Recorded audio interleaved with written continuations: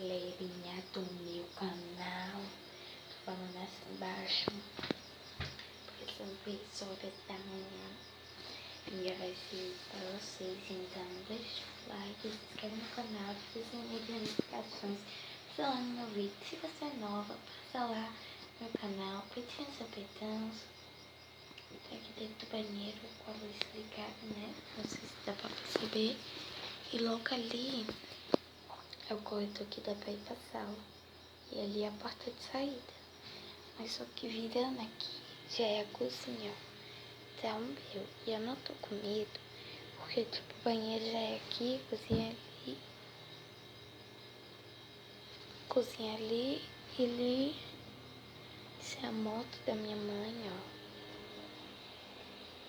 Tentar pegar uma lanterna que meu pai tem, né? Na câmera pode estar tudo escuro, mas não tá não, viu? Tá escuro assim, tá um pouquinho claro por causa dali. Eu fechei a porta dos quartos, né? Por causa da claridade que fica, né? Quando eu achar a lanterna eu vou. Gente, eu vou ligar essa luz aqui. Não, eu vou ligar o da sala aqui. Da cozinha que eu acho melhor. Eu não consegui achar, gente. Eu não consegui achar o negócio. Já encheu, ó, de novo. Aqui, ó, a ração dos meus cachorros, né? E, gente, então é isso. Que é a cozinha da minha mãe, que minha mãe faz pastel. Que é a namora da faculdade. E mora aqui no Brasil. Ó.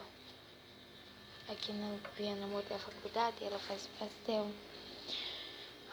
Tem até as massas aqui de cachorro quente, ó. Este aqui não é açaí não, tá, gente? Este aqui é onde fica batata palha dela. Inclusive, vou até comer um pouquinho.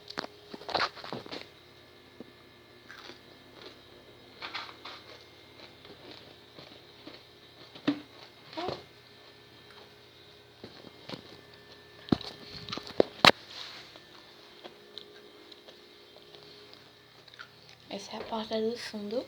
Ó, pra provar, ó. Porta do fundo, ó.